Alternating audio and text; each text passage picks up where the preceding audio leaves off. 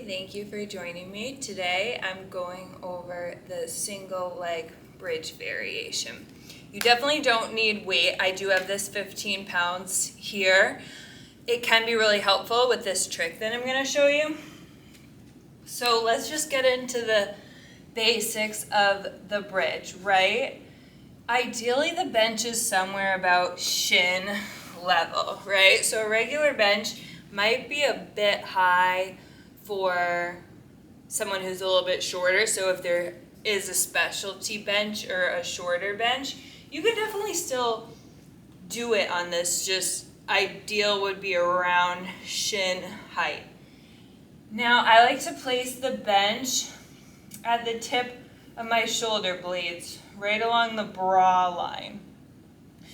So if it's too low, this is not going to work well for me.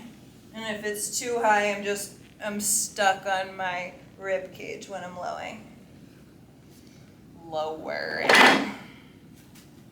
Okay, so the box is on the tips of my shoulder blade. You can always play around though. Play around with what works best for your body. The best way I find, if I don't have a camera, which I highly recommend, film yourself. Film yourself. Film yourself. I know some gyms, they don't want you to, and that's okay, but if you have the option, I would. Kneecap, heel. That's going to put you about a 90-degree angle when you bridge up. I think mine's low. I need to walk those feet a little bit more. And now I'm already engaging the hamstring, right? I'm going to show a few double leg. So, right, I'm relaxed here, engaging the hamstring. Relaxed. Engaging. How am I doing that? My heels, they're not moving, but they're dragging in towards my butt. Check in with the pelvis, right? It's not arched in the low back. It's not overly tucked either. It's somewhere in the middle. I'm already feeling my glutes. My chin's tucked, could fit like a fist under there. I'm curling down. Thinking butt, bridging up, right? I'm not leaving my low back behind and letting the spine arch. It's not terrible, like if you're controlling it, this is more of the scoop. The hinge method is bringing the rib cage with you, right? And up. Honestly, I can feel my butt in either one, as long as my mind's sending the signal, butt. I prefer about halfway in between the two. It's a little bit of a scoop, but I'm still lowering the rib cage with the scoop, right? Just checking in. When my low back arches, I feel everything release, a little tuck, everything's engaged. Now option one here is to pop up onto your heel, right? Take that weight out and already see what's happening. My hip's dipping.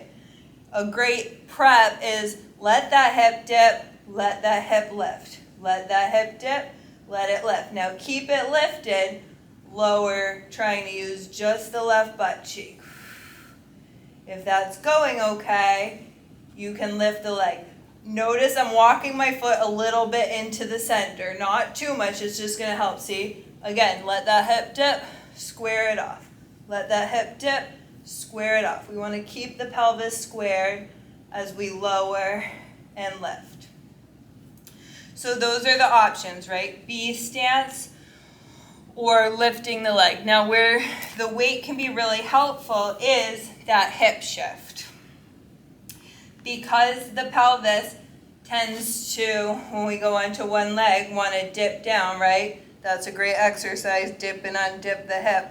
I'm going to think about pulling the weight. It's right on my right hip. I'm pulling the weight towards the center, towards the left. That's because the tendency would be for the left hip to drop, right? The B stance, or the leg in the air, to drop. This hip goes out to the side. And now I'm kind of like, ooh, that's actually not too hard to do, right? Our body's always looking for ways to make the movement easier. That's so normal. I'm supporting my head and pressing my head into my hands. You could not do that too. You can put both your hands on the dumbbell and lower lift. I kind of like my hand back here. So again, dragging that weight into the center to remind my butt to go into the center as I lower and lift. Check in, is the hamstring still engaged, right? It's not totally relaxed. And my butt's already on fire with just 15 pounds. So try it out. Try out some of that pelvic shifting drills. See how that feels in your body. And let me know if you have any questions.